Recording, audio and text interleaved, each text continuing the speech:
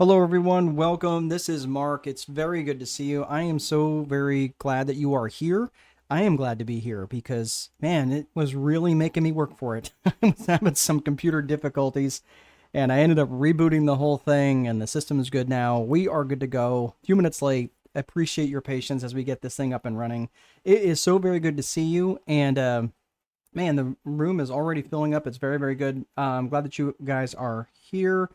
So let us know where you are from. I've seen some people already. Michelle's asking, where is everybody coming from? We've got, let's see, Alexandria, Alex here. I just moved from Alaska to Texas. That's a big move, and probably a timely move because it's like probably pretty cold there right now. Probably cold, pretty cold in Texas right now too, though.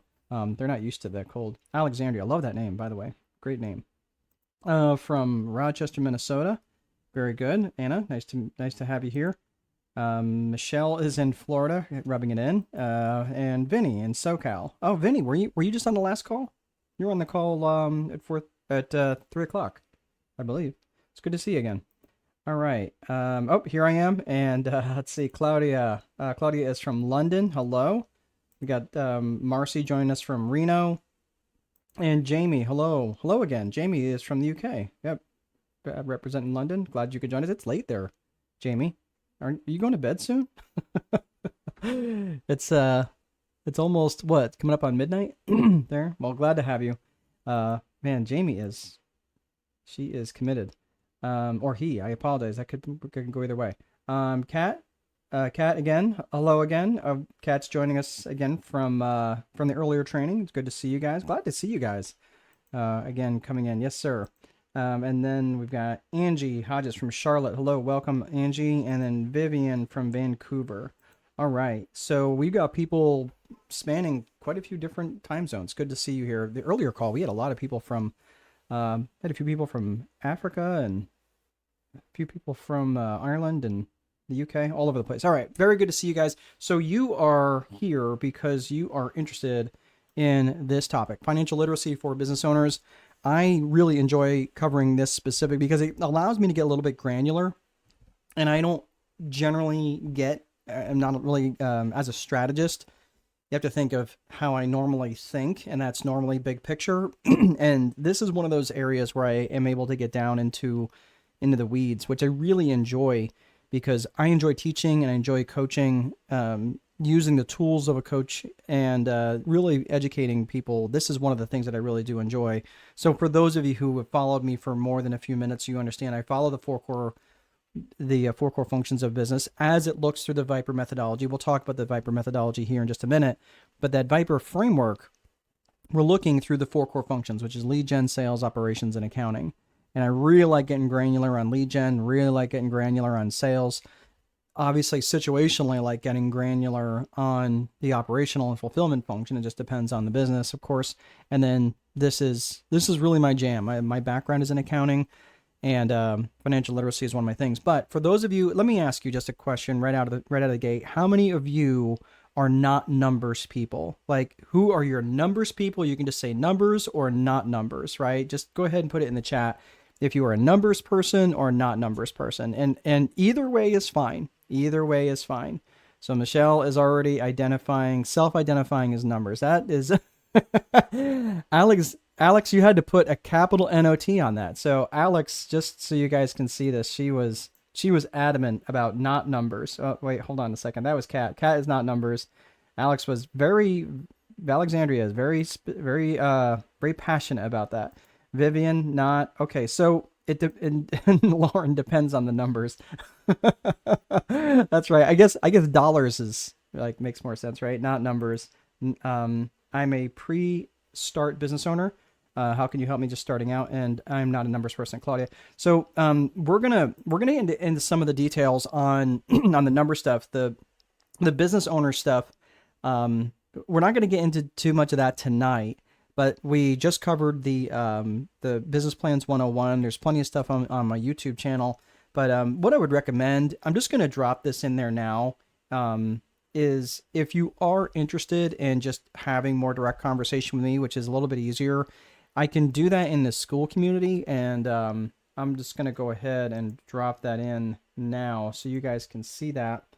And that way, I don't forget to cover that later on. But if you guys are interested, let me just copy and paste that and put that in there. That way I can answer some of your business related questions. Now, just letting you know now, my intent at some point is to charge for, just being in the community. Right now, there's no charge for just being in the community. There's charges if you want more access and more skills, but just for being in the community right now, there's no fee. So if you want to join that now, there is nothing, and there's nothing to pay. And Claudia, that could help maybe get you kind of jump started in the business area, because you don't know what you don't know, right? There's just a lot of things to know, but also some things that maybe you don't need to know. And that's one of the things. What I'm building out right now is an entire 90-day, and I'm even looking at a full year of topics that really are just granular, but just knowing what you need to know and know more. Because I think there's so much other stuff that people get too hung up in theory, or just putting out content for the sake of putting out content, which I understand. I get that. It's part of their lead generation strategy. But so I'm working on that now. That will probably be out in the next couple of months. But I'm not in a big rush on that. I'm not looking to get something out just for the sake of getting something out. I want it to be out because I want it to be really, really good. So if you were interested, Claudia, you can just head over there and I will say hello. We can chat. I'll help you any way that I can. Very good. All right. Thank you, Claudia.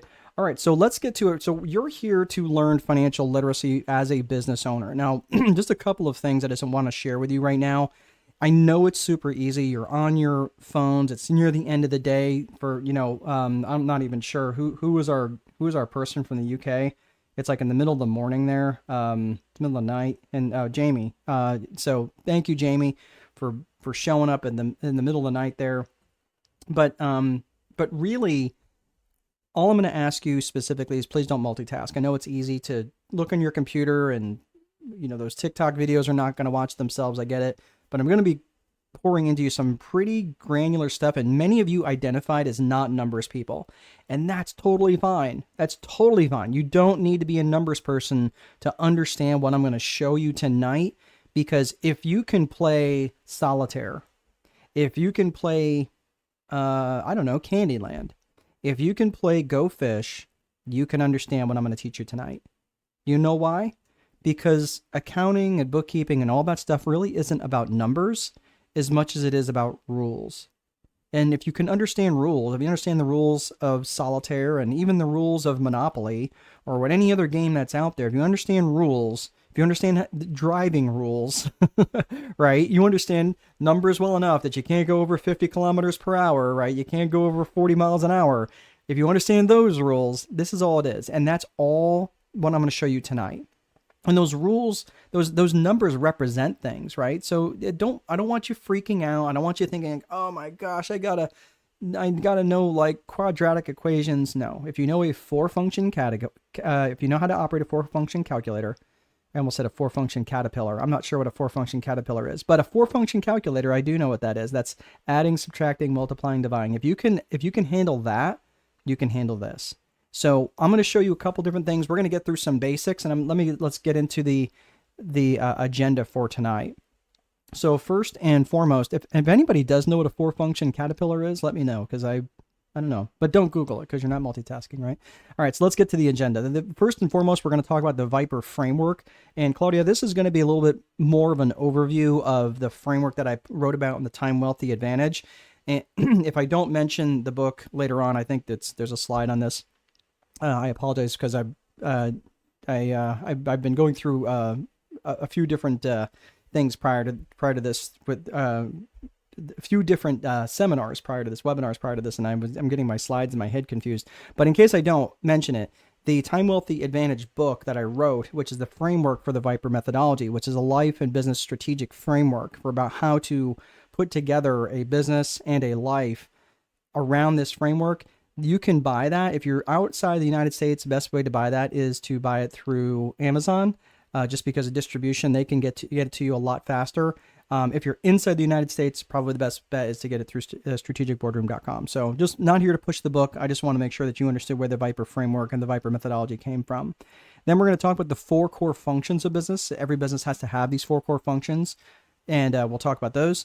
We're going to be talking about specifics of financial statements. Now, don't let your palms get sweaty from mom's spaghetti or anything like that. I just want to let you know this is easy. It's easy to understand, easy like Sunday morning. I'm going to walk you through all this, and it will be cake. On the other side, you're like, oh, I don't know why I was so worried about this. All right. Here is something for those of you who are looking for something a little bit more advanced. So for those of you, again, we're peaking around 14 people right now. Here's what's interesting is that people, they start to flame out near the end and they're like, man, this is all super basic. I get it. But if you don't understand the basics, I have to make sure you understand the basics before we get into some more of the complex stuff. There's 3 complex metrics that I want you to understand, and I want you to prevent you from growing broke.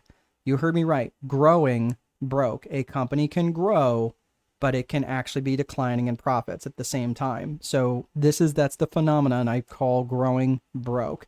So I want to help you. I'm going to give you 3 tools that will help you prevent you from growing broke, and then resources at the end. So let's get to it. And my business will be online. Okay, very good, Claudia. Yep. And that doesn't change the framework here of what it is that you're trying to do. It doesn't matter if it's online, brick and mortar. It doesn't really matter what it is, or even, personal services or business services, whatever it is. Every business has to have these 4 core functions, and all of these, everything that I talked about, or I'm going to talk about tonight in terms of balance sheet, financial statements, income statements, P&L, all of that stuff, that's all going to be, it's all going to be categorized in the same way on your business, whether it's online or not. So very, very good. All right, let's get into it. So these, by the way, are all the books that I have written. The book on the top left is my first book, The Time Wealthy Investor. That was a book about how to write or how to manage your rental properties without it taking up all of your time. Therefore, the name, The Time Wealthy Investor.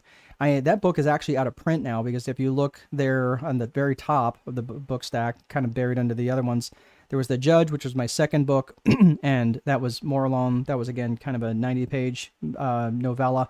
And then The Time Wealthy Investor 2.0 is another book that I had written. Again, that was the updated version of The Time Wealthy Investor. Really, really proud of both of those books. And then my latest book this year, so you see the Time Wealthy Advantage there on the top right, and all those little guides underneath it. Those are all books. Those 5 books I published this year. So, and that is the Time Wealthy Advantage right there. That's my latest book. So again, if you are interested in this, head over to strategicboardroom.com, and it's right on the front. It's like buy book here or something like that. It's the very first button. You cannot miss it, right in the middle of the screen. If you were in the US, I can get that book to you. I can sign it and send it to you. Unfortunately, if you're outside the US, I just don't have a way of charging it appropriately given international shipping rates. It's just too complex. So your best bet is to order it from Amazon, and be more than happy that they will be happy to get it to you a lot faster than I can. All right, so let's get to the Viper framework. The Viper framework is an acronym for vision, infrastructure, process, execution, and reporting. Now, if for those of you, let me ask you here, just go ahead and type online, how many of you are either in business already, have been doing business for a little bit of time, or you've just got a business idea and you're not even really started. So like, kind of where are you at? If you've been in business, maybe give me a rough idea of how long you've been in business. If maybe you've got a business idea, side hustle, anything like that, just kind of give me an idea of what it is that you guys are working with. Because it's helpful for me to talk about this in a framework of what it is, like what your business experience is so far. And I will tell you that people, even with 10 and 20 years of business experience, have utilized this framework to really help them grow and really help them scale if that is what they wanted. So I've got a few people. Alex saying business idea currently. Vinny, ideation. Angie, a few years. Okay, very good. Marcy, in business, less than 6 months. Excellent. Anna is 1 year. Kat is ideation and completed training. Okay, perfect. So there's a few people. So some of you have got a little bit of experience. Some of you have a little bit more experience, and some of you is just an ideation. So I'm going to spend a few extra minutes in this, but this is really not the crux of what we're talking about. I just want to make sure that you guys understand this Viper framework that I'm talking about is the framework that you use for developing and creating a business and a life, not in a life that doesn't exist to serve the business. So let me get into this really quickly. So when we're talking about the Viper framework, we're talking about the V, which is vision. All right. Vision, it encompasses two things. It's both personal vision and business vision. So for those of you who were on the call a little bit ago, this will be a little bit of a review, but vision is, it's got those two things are personal vision and business vision. And the personal vision is really about specifically what is it would you want your life to look like if it wasn't defined by income generation. So it's going to ask you a primary question. Hey, where do you want to go? Claudia, where do you want to go? Osama, where do you want to go? Vivian, where do you want to go? Right? Anna, where do you want to go? And when you say like, what do you mean, where do I want to go? Where do you want to go in life? What do you want your life to look like if it wasn't defined by income generation? If you had $30 million or 40 million euros or 50 million pounds in your bank account tomorrow morning, okay, tomorrow morning, what would you want your life day to day to look like? And fine, go buy all the bougie stuff that you want and book all the vacations and stuff. But I'm talking about after all that was done and the dust settled and the newness of all the money wore off and you still had, still 80% of it left, what would you want your life to look like from day to day? That's what I'm talking about if you didn't have to worry about income generation. Now, again, if you have, even with $30 million or 40 million pounds, that's not going to give you a life that's going to allow you to live like Justin Bieber, right? You're going to have to be a good steward of your money or you will blow through it very, very quickly. And generally, within 5 years, most lottery winners are actually worse off financially than they were when they actually won the money. Why is that? Because they didn't change anything in their mind. They never had any real understanding of what they wanted their life to look like if they didn't have to worry about income generation. So I want you to think about that. What would you want your life to look like day to day? And then your business vision is going to be like, cool, that's great. How are we going to get there? And we're going to reverse engineer a business vision that's going to deliver your personal vision. All right. So here's the interesting thing, though, is that many times, and I know this is true for younger folks, too. And I don't know how many people are here. Hello, Bruno. Welcome. You are from Anápolis, Brazil. Oh, very good. Okay. So the interesting thing is I have sat in various masterminds and different trainings with people who were making 6 and sometimes 7 figures per month. And they were absolutely miserable. They were confusing fulfillment, or they were confusing achievement for fulfillment. And that was the real problem, is that they just kept stacking on achievements and just never felt very fulfilled in their lives. And the next goal that they had was another digit in their bank account, another comma that they could say that they earned that year. So what I'm saying is, this is why when you create a business vision before creating a personal vision, is that you can end up creating a life that exists to serve the business. And I get it. For those of you who are maybe you're in your 20s or 30s, you're like, man, let me make 50 grand a month and then I'll worry about that, that great life thing. I'm just telling you, it's an empty well. It doesn't fill up the way that you think it's going to do it. And I spent the better part of my 20s, 30s, and part of my 40s. And you're like, how old is this dude? I'm 53. And this is where you're like, wow, you don't look anywhere near 53. Thank you. I appreciate that. But no, all kidding aside, this is why I don't want you wasting time. I want you focusing on time wealth, is what you would want your life to look like, and create that personal vision. All right. So just a quick way to think about your personal vision is to think about your 100th birthday speech. So from a 100th birthday speech perspective, think about this. And I know for some of you, you're thinking, my gosh, 100 years is so far away. But if you were turning 100 years old, what would you say, right? Who would you want to be there? What would you say to the people that are in the room? And if that is a little bit too far removed, you're like, dude, I'm like 28. Like that's so far removed, I can't even think about that. I respect that. Then maybe think about a different milestone for you in your life. Maybe if you're 32 now, maybe by the time you're 40, or maybe if you're 31 now and you're like, hey, by the time my kids graduate from high school, right? Whatever that could be for you, I just want you to think about what that next milestone could be and what that speech might look like to the people that are in the room. What would you say? And, who would be there? And what would be the message that you would want people to carry outside the room when you were done? Okay. So I'm just going to leave, I'll put the fries in the bag on this for the personal vision. But I just want you to think about this and start ruminating about this, because this is really going to matter when you're putting this business together. And of course, we talk about the 3 C's of business vision, which is core purpose, core values, and client avatar. I spent a lot of time on this in the business vision multiplier, the strategic business vision multiplier, and also the business plans 101 that I had earlier today.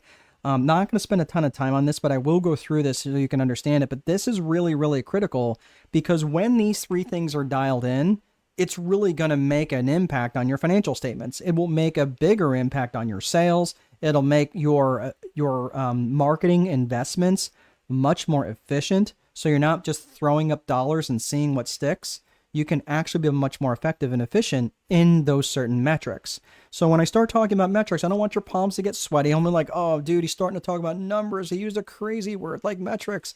Listen, it's okay. It's just like the speed limit. You're like, hey, look, I want, if the speed limit is, hey, I want to be, I want to make sure that my efficiency is above a certain rating. Like, I want at least 70% of the dollars that I send out to bring back money, and you're at 60%, right? That's not good, right? You want more. You want more efficiency. You want higher levels of efficiency, right? Or productivity levels, right? So this is what I'm saying is I want you to think about this in the terms of these 3 C's of business vision. So the first is core purpose. Core purpose is what specifically business are you in and what problems do you solve? And it's important that you be really, really specific on these things right here. Is understanding your business vision, what business that you're in and what problems do you specifically solve. You really have to be dialed in on this, because if you're not very clear on this, it's going to be very difficult for you to be effective in your marketing. Like if you just say, well, I'm in real estate, or I'm in IT. Okay, you're in IT. Do you build websites? You're like, no, that's not at all what I do. I actually do, I do network cabling. Okay, well, that's not at all like, can you build a website? You're like, I maybe, that's not what I do though. Right. So all of a sudden, when you start getting very, very narrow in your core purpose, in fact, this is why they say the riches are in the niches. And it's very true. And don't be afraid to niche down, because when you niche down, you can start to differentiate. And differentiation is what allows you to control pricing, and it allows you to charge premium pricing. If I was like, hey, I will coach anybody on anything, on any matter, anywhere, what do you think my pricing is going to be like?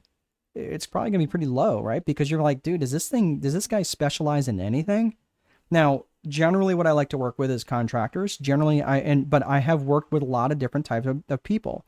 It just depends on the type of business. That's why as a strategist, I don't work with everybody. Sometimes people come to me and I'm like, I'm not sure how I can help you, to be honest. And sometimes they still want to hire me. I'm like, look, I don't want you to spend your money unless I know that I can help you, because I'm not going to charge you a low amount of money. I'm good at what I do, and I don't want to, no offense, I don't want to soak up my bandwidth, given my limited bandwidth. I don't want to soak up my bandwidth with somebody that I can't help. That doesn't serve you. It doesn't serve me, right? And I want to make sure that I'm making an impact for people.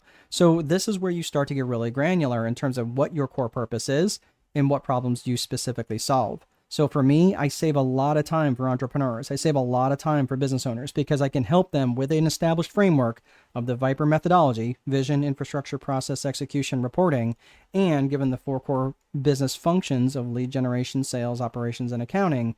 That framework right there, it works, and it works across multiple industries. So regardless of whatever industry that you're in tonight, then just let me know, like, hey, like if for those of you, regardless whatever industry that you're in, this is going to work, right? And just let me know, like, hey, I don't see how this could apply to this specific business.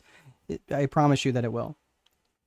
So let's see here. So a couple people, let's see, Bruno, hello. And personal vision is, yeah, absolutely, Lauren. Thank you very much. All right, so this is the core purpose. So we're talking about 3 C's of business vision: core purpose, core values, and client avatar. Let's go into the core values. Core values is specifically what matters to you about this business, and how would the world be worse off if you are no longer in business. And the core values are really important because it helps determine your company culture. And your company culture and your company brand are inextricably linked. And the thing about having a very strong company culture is so important, because it's going to attract top players that want to come to you. They want to come work with you. People who are, I mean, think about it. They're like, here in the States, People wait around the building to get into a Starbucks, right? Because of the branding that they've got, right? That's how, like, the core values that they represent and the company culture that they represent, people want to be part of that. They want to be seen as part of that. So that's important to them. So what matters to you about this business, and how would the world be worse off if you no longer were in business? And keep in mind that your core values, your personal core values, are simply an extension of you, right? So the company core values, because the business is an extension of you, well, that goes the same for your company core values. So this is where I want you to stop and think about that. Like, again, what matters to you so much? Like, if you ever lost a friend because they were heading down a path that you couldn't follow, well, that likely represented a violation of a core value that was meaningful to you. Maybe it was honesty, maybe it was integrity, right? Not saying one thing and doing another. Maybe it was being, not stealing or something along those lines, right? Or just other things that you value specifically, right? A core value is something that you feel so strongly about that you are willing to act. And that is important. So defining these sorts of things now is really, really critical. And by the way, the companies that have these well-developed core values and company culture, they end up making more money. So again, for those of you who are trying to understand financial literacy, probably for the point so you can maybe make a little bit more money and maybe able to keep a little bit more money so you can understand it a little bit better, this is a great way to start. This is a great area to do this. All right, so let's get to, so we talked about core value, we talked about core, oh my goodness, it's getting late. We talked about the core values. Sorry, there was something popping up on my screen. It was distracting me. We talked about core purpose. We talked about core values. And now we are going into client avatar. Yeah, sorry. There's a little bug on my, yeah, there we go. All right, I got it. All right, so the client avatar is specifically who you ideally want to serve. Who specifically and ideally do you want to serve? And that is really important when you break them down geographically, demographically, and psychographically. And you want to be really clear about who this person is and maybe come up with a name. And maybe it's a person, maybe it's a married couple, maybe it's a couple of some sort, maybe it's a business owner, whatever. Maybe it's a board of directors, but who is that avatar? And keep in mind, it could be a group of people, whatever that is. Could be a sports team, right? Whatever. But whatever that is, think about their geographics, their demographics, and their psychographics. The geographics is where they are. The demographics is who they are, right? Are they married? Are they single? Are they rich? Are they poor? Etc. Right? Do they have kids? Do they not have kids? And then the psychographics is how they think and how they buy. And when you're thinking of psychographics, I want you to think of the term ALIA, ALIA, attitudes, lifestyles, interests, and goals and aspirations. This is really important when you're wanting to think about how you're going to reach them in terms of how do they view certain things? Do they have interests like sports or sports teams? What goals do they have in life? What aspirations do they have? Do they want to go back to school, right? I'm back in school right now. I'm getting my PhD in organizational psychology.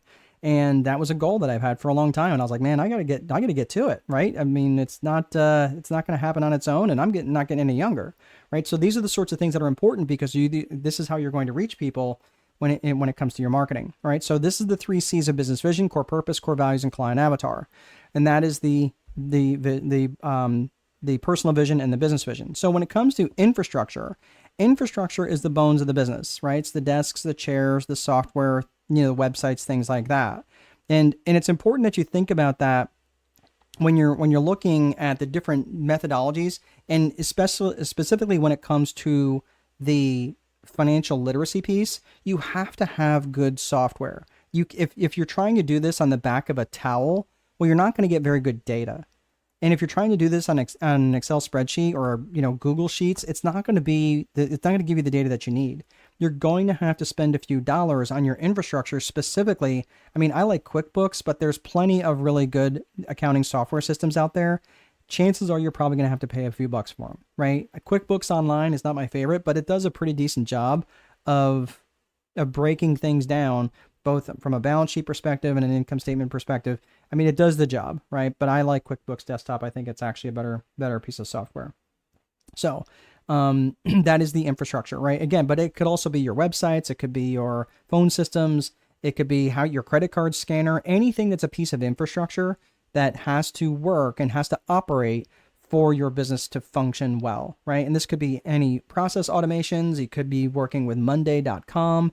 It could be Go High Level for your marketing. Anything along those lines would be the bones of the business. Okay. So we talked about vision. We talked about infrastructure. Let's talk about process. Process is how you do stuff, right? And this is things that are tactical and strategic. The tactical side of processes is just simply the stuff that you do every single day. It's your standard operating procedures, your checklists, your day-to-day activities, your opening procedures, your closing procedures, how you answer the phone. It could be how you do bank deposits, how you reconcile the banking accounts, things like that. Okay. But these are all just very boring things that no one ever really wants to talk about. When you're looking at strategic planning, on the other hand, this is where you start to think about people, purpose, and promotion. Now, I'm not going to get into super granular detail around this, but think about the infrastructure and the tactical part of process. That's your system, right? That's the battleship. That's the warship that you just built. And now we want to take that warship out of the harbor. We want to take that battleship out of the harbor. We want to go make some trouble, right? And that's what strategic planning does. So I just want you to think about that. Like you can't just have the system just sitting there with no strategic direction. Otherwise, you're just going to get battered around in the harbor up against the dock based on whatever economic winds happen to be blowing at the time. So I just want you to think about this. Like I want you to chart your course, and you do that with, of course, strategic planning. So let's get to that. That is the process part. Then the execution piece is really critical because you actually have to execute on the things that you plan on doing, whether that's in your strategic plan, your business vision, whatever. And this was a great quote: "A good plan violently executed now is better than the perfect plan executed next week." And I hear a lot of people that are those, getting ready to get ready sort of folks. And this is what you have to you have to set that stuff aside, because if you're always just getting ready to get ready, you're never really taking important action. And that's, let's face it, most plans fall apart in execution. And that is often because, my fellow entrepreneurs and business owners, we have too many priorities, and having too many priorities has the same impact as having none. So where are you at? And again, you can put your hands up if you want to, or say, yep, totally me. But how many of you have that to-do list of 75 items you're going to do today? Right? Again, I've said it before, if I've had 5 hands, I'd put them all up. But that's the thing. Like that is all of these things that are really, that you have to start to identify the individual priorities that are important to you. And you do that by identifying a daily 5. So I'm going to come back to your question in one hot second, Claudia, because I was going to mention those here in a second. But the daily 5 are up to up to 5 highly specific actions that you can take, which will move the needle towards your vision specifically. Now, I like 3 as a number, right? This thing today that I'm doing right now, this webinar, and which I'm also broadcasting on YouTube. And so this is part of of a strategic plan for me. Like this is part of my daily 3. And this was really important for me to get this done today, because this is going to be a needle mover for me, right? I marketed this, I put this out there, and I wanted people to basically see it. I marketed to you. You people showed up, right? That's been fantastic. You're really super chatty, which is kind of nice, because I don't get people who are super chatty on this because it's, financial and it's scary. But it's great because you guys are interacting, and that's fantastic. But I just want you to understand, like 3 is a better number for me than 5. But if I have 5, again, it better be a needle moving activity. It can't be like check email, right? Check voicemail. It does nothing, right? But picking up and calling 30 contacts, that could be one of my daily 5 or my daily 3. All right. So Claudia brought up a really good point. I'll put up on screen here, is what about Xero and Sage? I have not used them. Xero, I think, used to be Peachtree, if I'm remembering right. And so Xero is good, and I've heard of Sage too. I'm just telling you that I'm more familiar with QuickBooks, just because, again, my degree, my undergraduate degree, my bachelor's is in accounting, and that's what I'm familiar with. That's what I've used, and that's what I'm most familiar with, specifically QuickBooks Desktop. QuickBooks Online, which I refer to as QBO. QBO is good, but it is not a substitute for QuickBooks Desktop. It does the job. and it does what it's supposed to do. It is more basic. So either one of those is fine, Claudia. And I think there are others too that some had mentioned on the last time I did this call, and was ones I wasn't familiar with. But listen, my point here is it's probably going to be something you're going to have to spend a few bucks per month, but that's going to be part of your infrastructure. And that's why I'm talking about it now, so you can budget for it as you are going forward in your business. Okay. Let's see. Someone says 75. Those are rookie numbers. Got to pump those up. 75. Are you talking about my daily my daily actions, my daily to-do list? Yeah.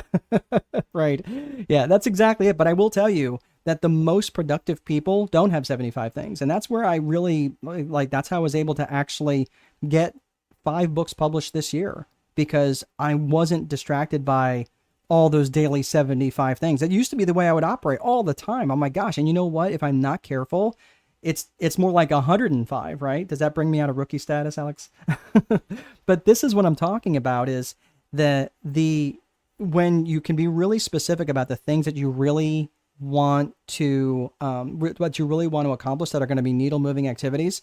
That's how I was able to get the Time Wealthy Advantage published. And the Time Wealthy Advantage it's almost a 300-page book. I think it's right at 300 pages. I can't remember exact page count, but it's a 300-page book.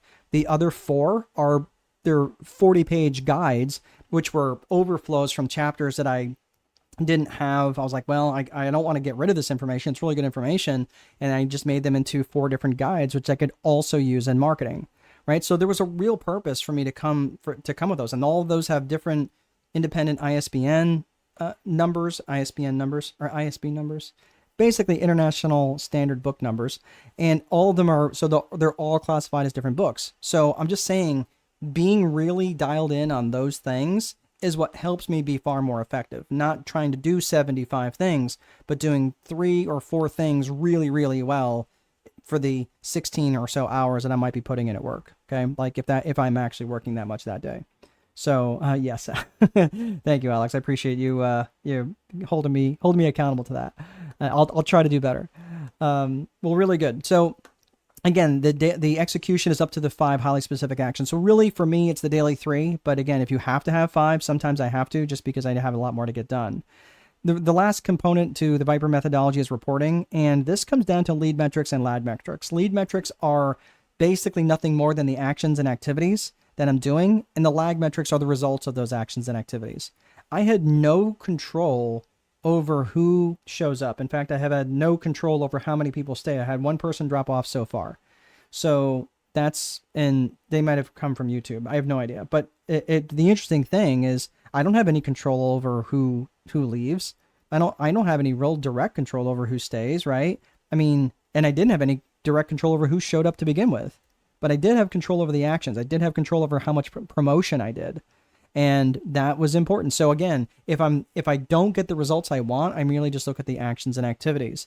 But that does not mean that you don't track your lag metrics, your results, because that's all based on your actions and activities. It gives your actions and activities context. So it is important that you track those things. So that is the whole Viper framework in a nutshell. Now let's look at the 4 core functions of business. That every business has to have these 4 core functions. I don't care if it's an online business or offline or bricks and mortar or service or whatever it is. All of these things have to be present in every business. And that is lead generation, sales, operations, and accounting. And your client's journey through your company happens in that order. So I want you to think about that, is that when they are becoming aware of your company, it's because of your lead gen. And when you're having a conversation with them, it's because of the sales function. They have raised their hand and said, Alex, I'm interested in talking with you. Michelle, I'm interested in talking to you. Claudia, I'm interested in talking to you. So these are the sorts of things that I want you to start to think about, and that your customer's journey happens in that order specifically. Okay. So let me just ask you guys, in any one of these areas, right? Obviously the financial piece is one of the things that you're here to learn tonight. We're going to get to that here in just a second. But out of these, which of these do you think you're best at? Do you think you're best in your operational function? Probably most business owners would be. But if you think that you're great at lead generation, at marketing, you're like, yeah, I'm really good at posting internet videos. Okay, that's great. But keep in mind, that's a little bit different than actually getting people to convert from clicking and liking your videos and commenting on your videos to actually turning around and being willing to part with their money. So I just want you to think about that. What area, go ahead and put it in the chat. What area do you think you're strongest in out of these 4 core functions? Lead gen, sales, operations, and accounting. And I want to see it in the chat. So when it comes to the 4 core functions of business, the lead generation is absolutely a critical function, because without lead generation, look, everything in the world, everything in your business has to support your lead generation function, because your business can be the best, most efficient business ever. It could be you could represent a paragon of virtue. Your sales technique is so dialed in that you could sell voting booths to Castro and ice to Eskimos, and you could still starve. So I just can't impress upon you enough of how important that lead generation function is. And you can never take your foot off the gas when it comes to lead generation. So let's look at what some of you are saying. Marcy is saying operations. Okay, so that is your strength. And Angie is saying marketing. Okay, very good. All right, and that's good. And I'm just going to say this. I'm just going off script here a little bit. The strength of the founder of the company almost always becomes the weakness of the business. And I have witnessed that time and time again. So if you are good in marketing, if you're good in operations, right? I happen to be good at accounting, right? Even though it's not really one of my favorite things to do. Anna says she's good in sales. Claudia, sales, face-to-face selling. Okay. And Claudia, I have a one-to-one selling. I actually have one-to-many selling webinar, and I have a one-to-one selling webinar as well. So you might want to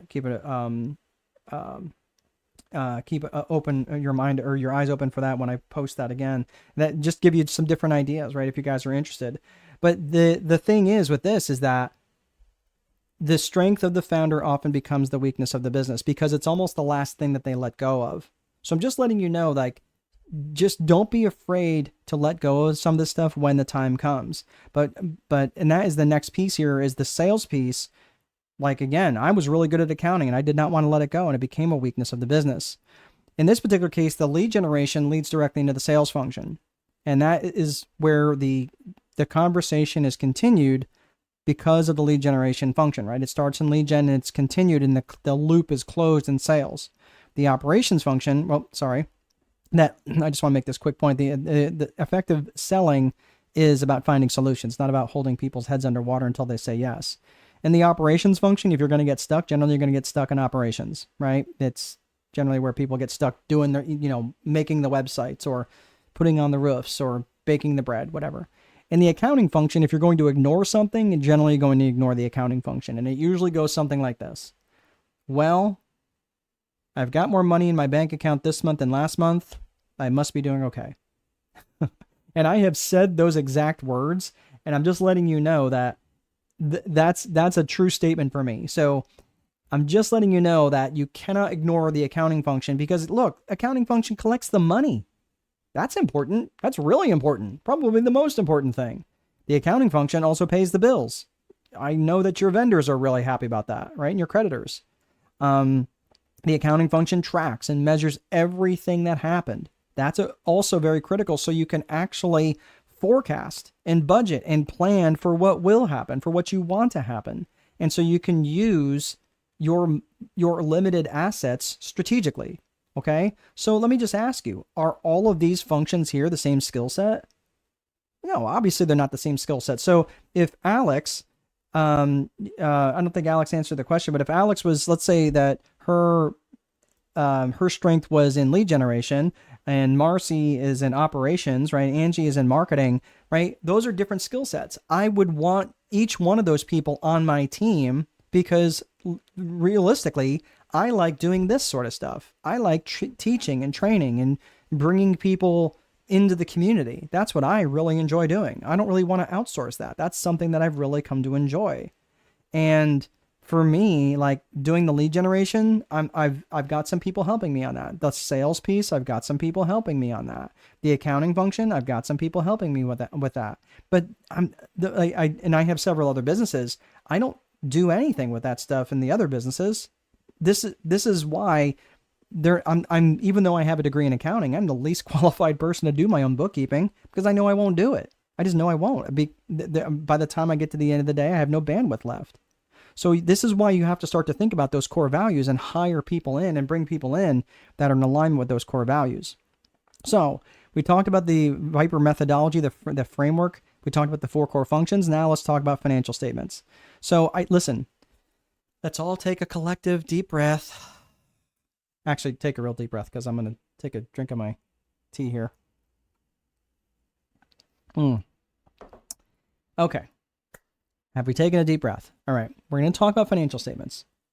All right. And this is in and out. This is the stuff that Michelle and Lauren helped me with.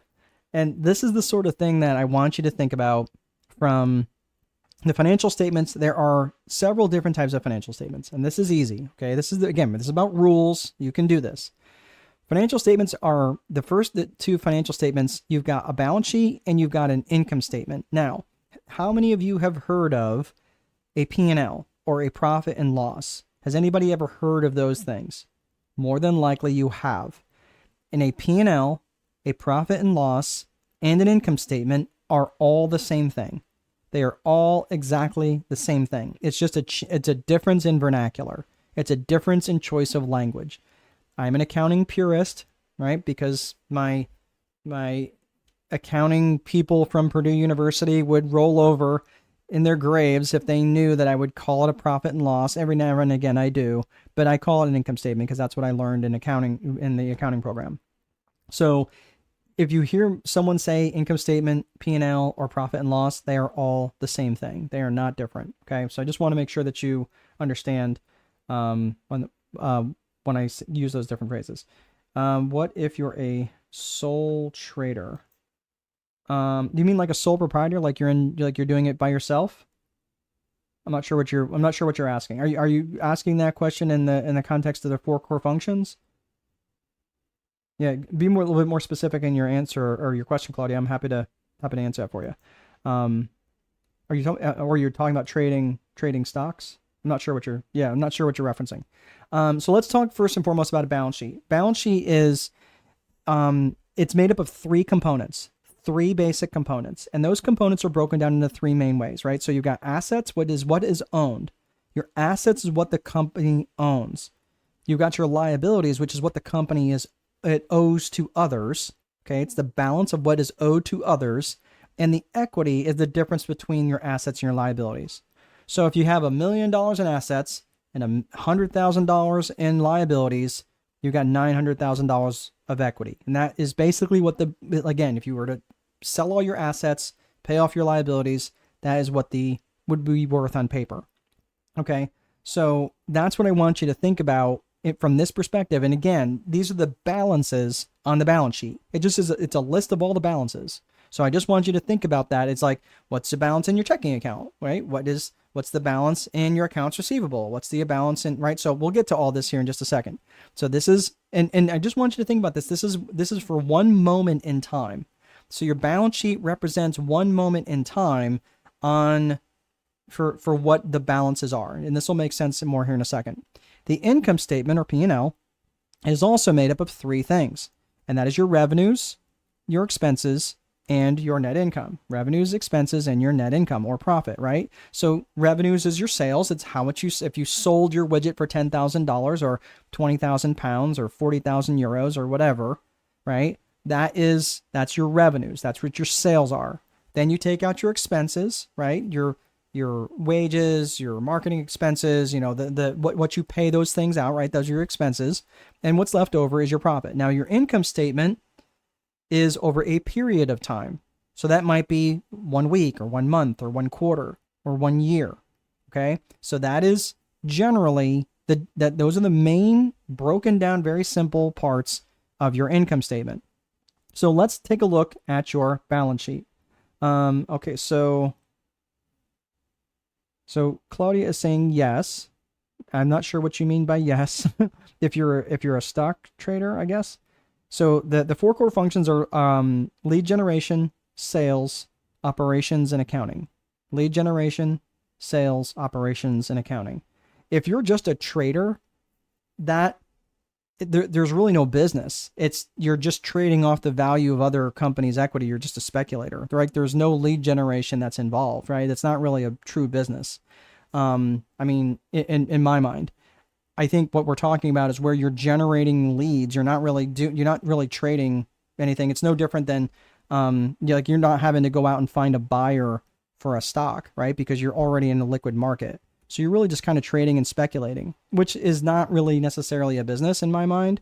I'm looking more of a business in true business functions where there is marketing, there is an actual selling process, there is an operational and fulfillment function, basically where you're producing something, whether that's in the form of personal services or an actual product. So that to me is what that is.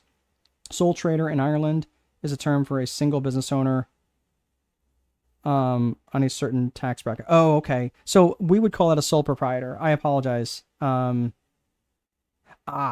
Yes. Thank you, Kat. Okay. That's what I thought you might meant. A sole proprietor is what we would refer to that in the United States. I thought you might mean that, but sometimes I get people who trade equities on this and they think that is something different. So my apologies. Yeah. Okay. Now I'm picking up what you're putting down. So yeah, a sole proprietor, this is all the same thing. It's not going to be any different if you're doing, if you have this structure as a LLP or a limited liability partner or a limited partnership or whatever else it is that you may have. This is all the same. Every business is going to have those four core functions: lead gen, sales, operations, accounting. Okay. So, very good. Yep. Thank you for clearing that up, Kat. I do appreciate that. Okay. Okay, so I'm going to get myself moved down here so you can see me way down at the bottom here for just a second. Now this I actually excerpted from the book, The Time Wealth, The Advantage. This is on page 265 for those of you who have the book. But this is a very basic example of a balance sheet. And you'll see the assets at the top there. You've got cash, accounts receivable, liabilities in the middle, and then your equity or your total equity down at the bottom. So let's walk through what each of these lines mean. We're going to start at the very top. Okay, so you see the top there where it says assets and cash balance and all that, total assets. That's where we're going to go to on this screen right here. So what we're looking at here is at the very top, these go from most liquid, the most convertible or most quickly convertible to cash, versus least liquid. Okay. So what that means is that I can go to my checking account and convert that to dollars or pounds or whatever. This is universal, by the way. This is across borders. So this isn't just in the United States. This is universal. It follows what's called GAAP, sometimes called GAAP, which is generally accepted accounting principles.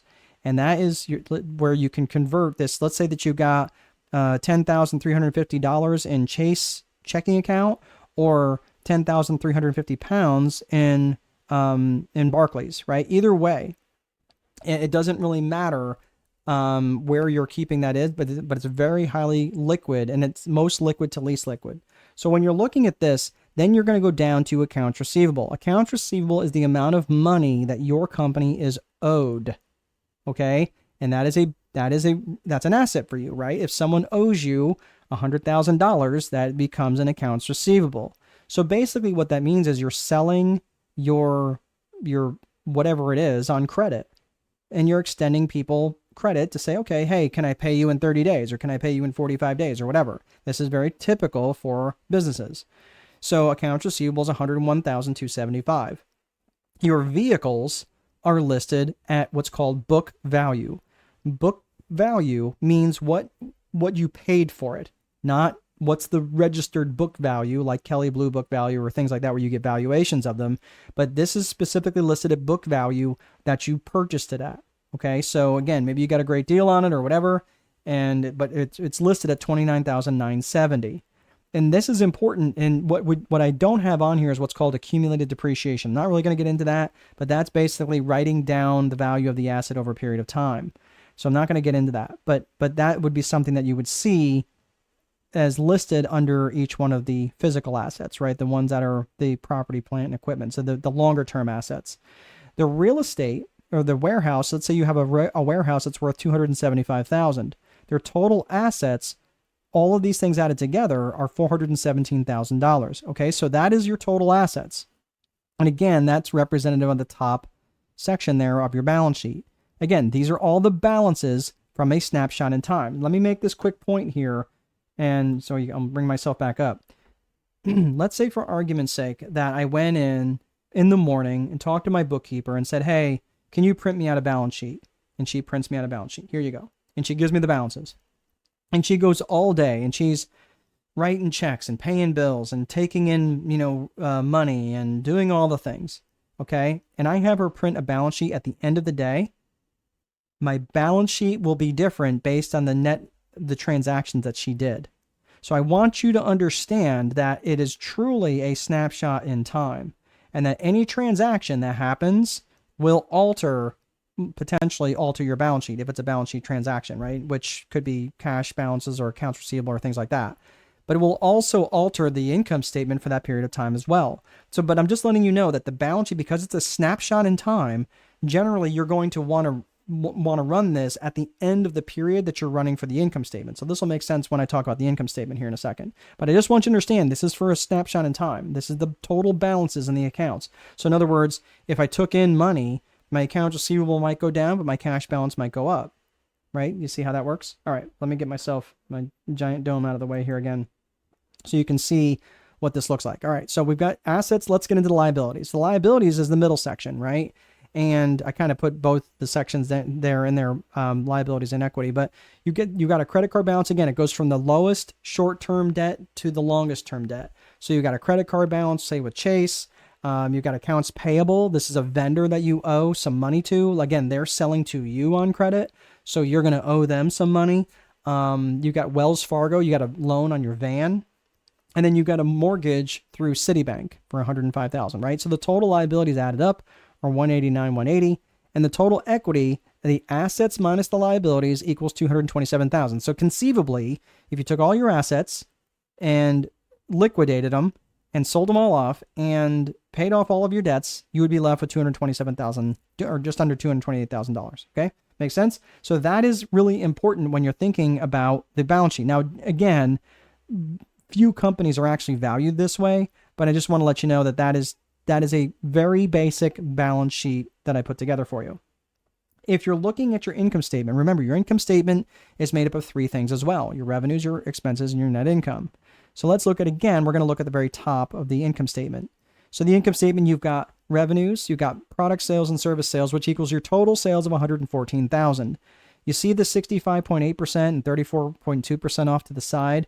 We're going to come back to that, but that is a percentage of sales. So I'm going to make a bigger point of that here in a little bit, but the 75,000 is 65.8% of 114. All I did was divide 75,000 by 114 to come up with 65.8. And that's going to be really important because later on, if I know like what elements are more profitable, I'm going to say, well, I want to do more product sales and service sales, but that means I'm going to be more profitable, right? Well, we're going to come back to the percentage of sales method here in just a second. When you're looking at expenses, your expenses are the middle section there, which leads to your net income. So this is where you have your raw materials of $34,000, your insurance expense of $5,150, et cetera, and then you've got your total expenses, which equals $96,000, and your net income of $17,680. So that's your total sales minus all of your total expenses, which equals $17,680. So let's pretend that this is over 1 month, okay? And it could be over any period of time. This could be over 1 month, it could be 1 day, but generally it's over a period of time. So if I was going to put these things, together, I would want the end of the month for the balance sheet, right? So let's say it was November 30th. I would want 11/30 balance sheet printed with the 11/1 to 11/30. So on November 1st through November 30th income statement. That way I would get a view of the entire month, and then I would get a snapshot of the balance sheet at the end of that period. So that is why that's really important. So I've got some questions coming in. Man, you guys are burning up the questions here. That's really good. Okay, let's see here. Let's see. What do you think about using credit card money as capital? Please explain how it will be again, and how to manage the 5 C's of credit. So here's the thing. To answer that question, using credit card debt can be really tricky, and I'm going to tell you why. And this is something because credit card debt specifically has, yes, it has high interest, but it's not the interest that's the problem. You're like, what do you mean the interest isn't the problem? The high credit card debt isn't or the high interest isn't the problem. It's the payment per thousand. It's the payment per thousand. It's something called a loan constant, And a loan constant is, let's say for argument's sake that I borrowed $100,000 on a mortgage, okay? $100,000 on a mortgage, and I borrowed $100,000 on a credit card, okay? The minimum payment for a mortgage is roughly $8 per thousand. So my minimum payment on that $100,000 on that mortgage is going to be about $800. If I'm looking at the minimum payments, just the minimum payments on a credit card, okay, and that loan constant is somewhere around 24% of the total outstanding balance, between 24 to 36%. So let's say it's 30%, right? That's $30,000 that you have to pay on the minimum payments over the course of a year, right? So that's 30%.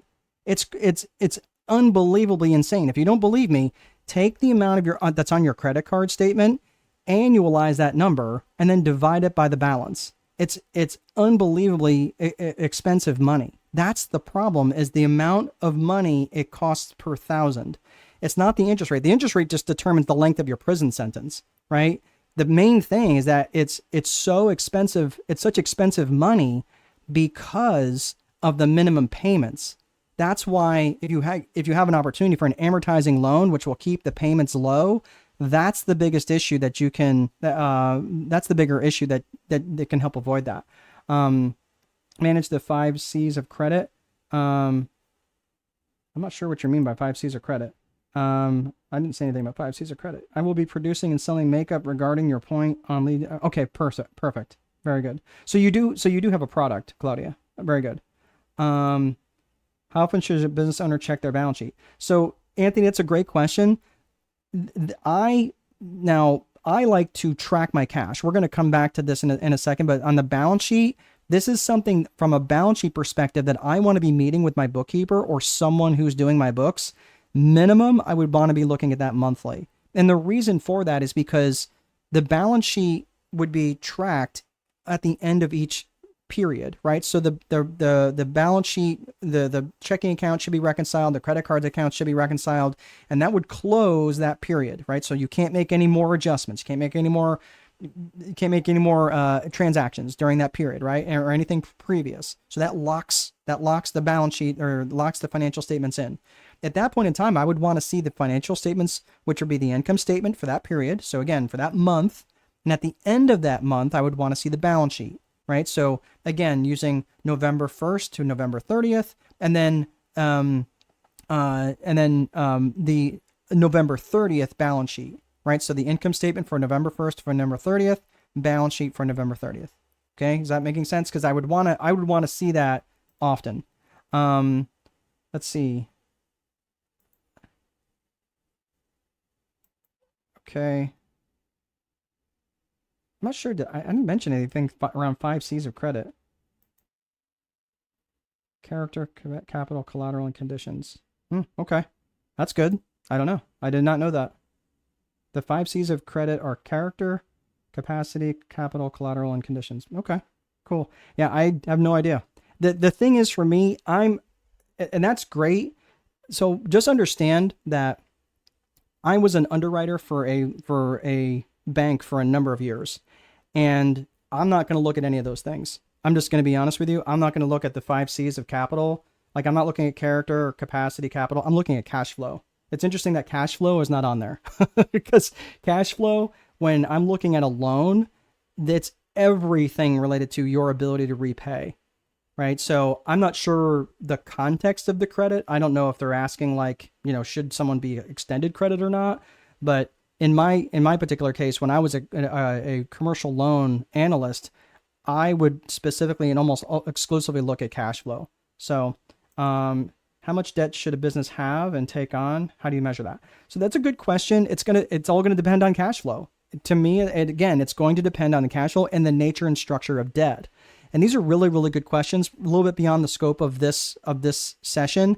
But the main thing about this is managing that debt load is so incredibly important because most businesses do not manage their debt well.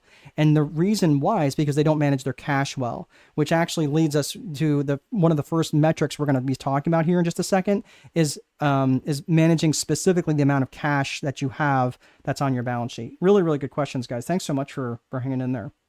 Yeah, these are really good.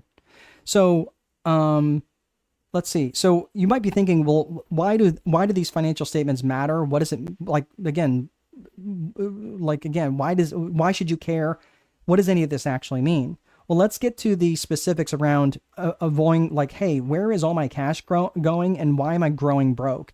And what you guys were talking about in terms of specifically what kind of debt load should I carry? This is going to depend on the type of business. I was a very heavy real estate business, and that's where most of my money comes from is real estate. My debt load is going to look very different from someone who's maybe in manufacturing. Well, why is that? Because real estate was very capital intensive. In order to get into real estate, I had to get a lot of someone else's capital. Now, my debt load is a lot lower because, again, I've been paying on these things forever and I have a lot of stuff paid off.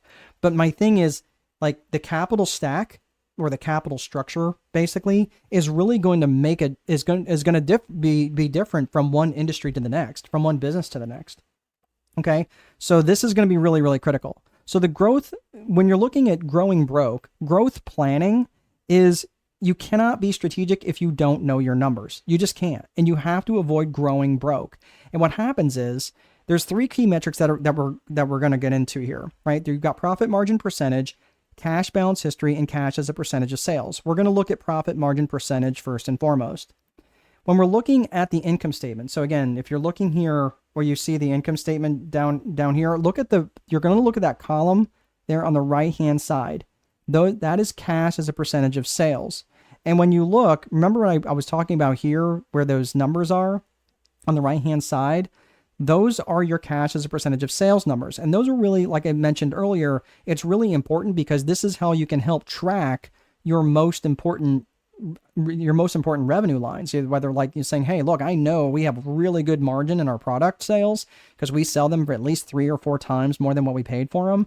We want to get as much as we can in product sales versus service sales, right? Just as an example. Well, when you're looking here, I want you to look at the bottom right where you see that number that's circled. That is your net profit margin percentage. And that is what I want you to be on like a freaking Band-Aid. So when you're going through this stuff, this is really, really critical. Because when you're tracking your profit margin percentage, I'm just going to take you through this very, very simple example. Let's pretend that you have $10 in revenues and you have $8 in expenses and you have a net profit of $2. 2 divided by 10 is 20%. So your net profit margin percentage is 20%. Okay. So that's great. But let's pretend that because of inflation or whatever, your expenses go up $1. Okay. So your expenses go up $1, but you want to maintain that net profit of $2. So what you do is you raise your prices by $1. Okay. So you raise your prices $1. So your revenues are 11, your expenses are 9. Now your net profit stays at 2%, but look what happens to the net profit margin percentage. 18.2. Congratulations. You are now less efficient at keeping dollars. Your dollars, you're working just as hard, but the money that you're keeping is less. It's less valuable. So in other words, if you were actually going to maintain your profit margin percentage, you should have raised your revenues to $11.20, which should have given that expenses of $9, which have given you a net profit of $2.20, which have maintained your net profit margin percentage of 20%. This is why companies, and look at companies on the stock markets. I don't care if you're watching the FTSE or the Dow Jones or S&P 500 or whatever. That is why during periods of high inflation that companies tend to do pretty well. right? Now, it can't be crippling inflation, but when companies during an inflationary environment, this is why they do well, because their raw number at the bottom is actually higher, even though from a net profit margin percentage, they probably haven't changed very much. So this is why, if you're not paying attention, this is one of the reasons. There's multiple reasons of how a company can grow broke, but your revenues actually grew, but you're now less efficient at keeping dollars. So that same $2 is not going to buy the same amount because it's worth less than the $2 when it was under 20%, right? Because of inflation. So this is how a company can grow broke. So you have to pay attention to your net profit margin percentage. If you take nothing else away from tonight, this is what you have to pay attention to, okay? So the other things I just want you to pay attention to is, we talked about net profit margin percentage. Let's talk about cash balance history and cash as a percentage of sales. This is a pretty straightforward metric. It's just tracking your cash balance. I don't remember who asked the question, but specifically like how often. Oh, it was Anthony. How often should a business owner check their balance sheet? To be quite honestly, like this is a question of checking my cash balance versus tracking my cash balance. I want to know at the end of each month, and I don't care if you track it every week or every day, but I mean, if you're going to track it, that doesn't mean you log in and check it.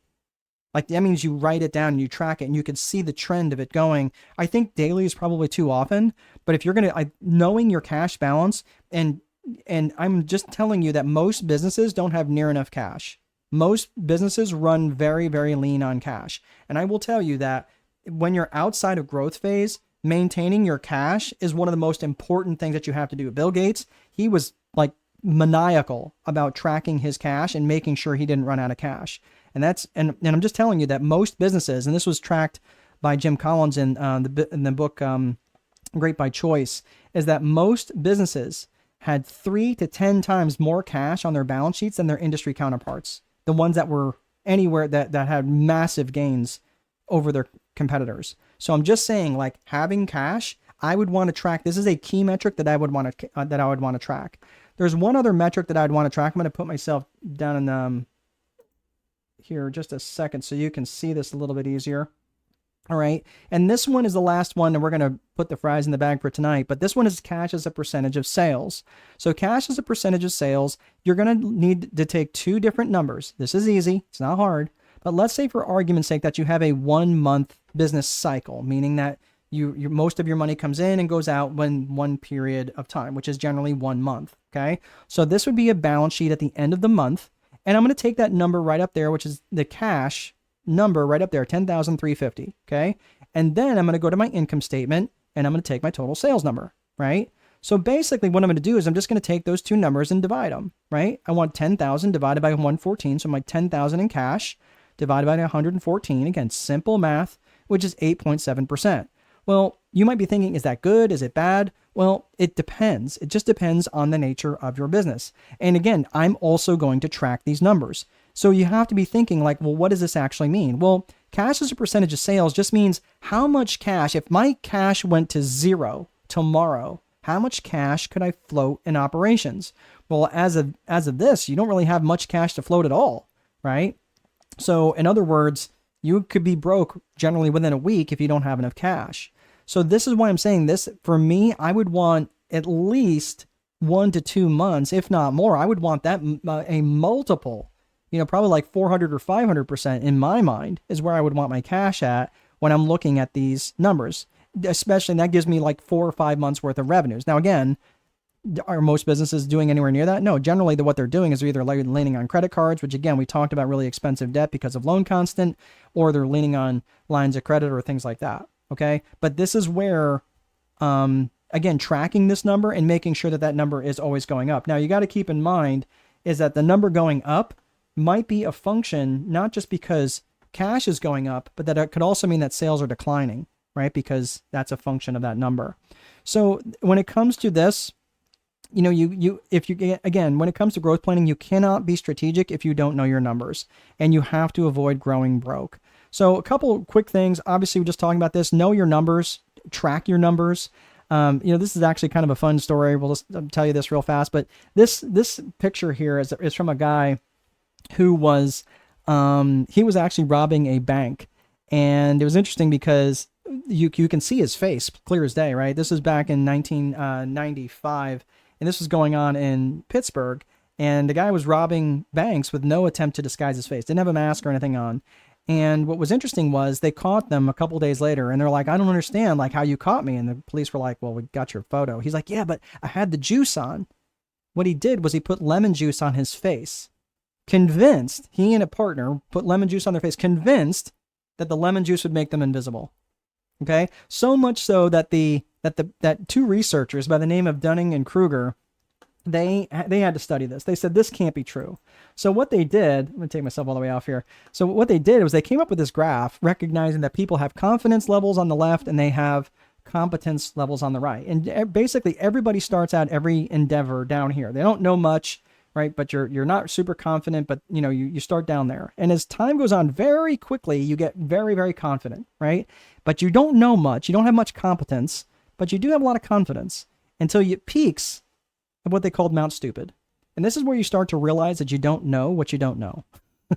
Okay. If we've ever been there, like I've been there a few times in my businesses, right? And then you start this very rapid descent down into the valley of despair. And this is where many people stop. They get this shiny object syndrome. They realize, oh my gosh, this is going to be a lot harder than I thought.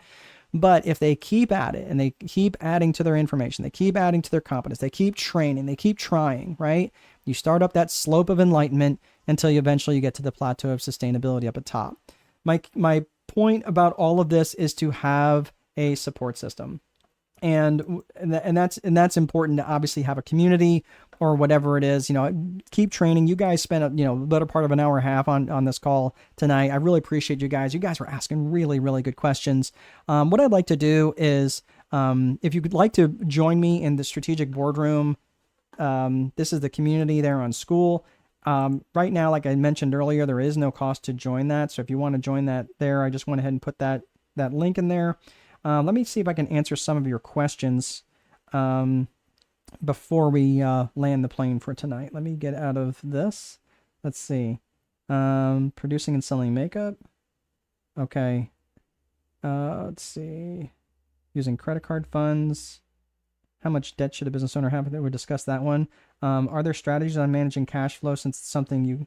hold on a second. Let me get that up on the screen. Anthony, are there strategies on managing cash flow since it's something you can't control versus business expenses? Strategies on managing cash flow. It's going to depend on honestly, it's going to depend on the industry. It's going to depend on the business. There are lots of strategies for managing cash flow, but I'd have to know more about your business. But really, probably the best thing about managing cash flow, the best thing that I can tell you is that lead generation, like that can never, ever end. The minute you take your foot off the gas in lead generation is when it's when the boat is going to start to slow down. So managing cash flow, like there are techniques around cash flow management and revenue management. And, but it's just going to depend. Like if you had an Airbnb business, there would be different strategies than having a manufacturing business. So, and unfortunately, without more context, I can't answer your question more granular than that. But yes, that absolutely is important. And realistically, controlling expenses is important. But I would much rather focus on sales and revenues than in driving that activity than spending, and obsessing about cutting and shaving off 0.1% of expenses, because you're going to get more juice from the squeeze by additional revenues than you are by cutting expenses. Really good question. So Alexandria, I must have said something really funny. Okay. And can you just confirm? Hold on a second. Okay. Kat is asking the question. Can you confirm the cash flow formulas? Profit margin percentage is net profit divided by total revenues. That is correct. So basically you're going to take that net profit. So really, again, simple math. You have $100,000 in sales. You have a net profit of 10,000. It's 10,000 divided by 100,000. That is a 10% profit margin. Very good. Yep, you got it. Cash as a percentage of sales. Cash is a percentage of sales. Okay, on that one, it is cash, your cash balance for the end of the period on your balance sheet. So in other words, let's pretend you've got an income statement from November 1st to November 30th, right? So you got your total sales for that period. Let's say that that's $100,000 in sales. Let's say you have cash on your balance sheet at the end of that period. So you're looking at the end of that period, again, November 30th, okay? Remember, it's a snapshot in time. So you have 10,000 in cash. You have total sales over that period of 100,000. It's cash as a percentage of sales. So 10,000 divided by that 100,000, it would be 10% cash as a percentage of sales. So it just literally means cash as a percentage of sales. Total cash in my bank account as a percentage of sales. Okay, so good questions, Kat. Anna, this was very informative. Appreciate the effort you have made. Yeah, absolutely, Anna. You guys were asking really good questions. My gosh, I don't usually I'm so geeked out right now. Like my heart is so happy. I never get to answer questions at this granular level. Yeah, Kat got it. Okay, very good. All right. Well, thank you all for sticking around. Man, no one left. Guys, I don't know that I've ever seen this in this class. You guys were really, really good. I know, really amazing crowd, truly. Well, thank you all so very much. I would love to see you guys in the boardroom if you guys are interested. If not, it's totally fine. But I've got more trainings coming up tomorrow. Let's see what's on the book for tomorrow. I've got Marketing Magic at 3 o'clock tomorrow, and the Strategic Business Growth Multiplier is tomorrow night. So at the same time at 6:30. So if you would like to check out those you can register for those on Eventbrite. And then Wednesday, I've got Strategic Planning for Business Owners. That is on Wednesday at 3. And then I'm taking Thursday off because if I don't, my bride will throw me out with all the stuff. She wants to spend some time with it. That's not a bad thing. And then January 2nd is your networking not working, networking for business owners. So that is what I have, everybody. Thank you so much for hanging around. Took a lot of notes, sir. Excellent. Vinny, you got some really good questions. And Anthony too. So thank you, Jamie. Thanks so much. All right, everybody. Thanks so much for hanging around, and I will see you guys in the boardroom. Have a great rest of your day. See you next time. Thank you, Alex.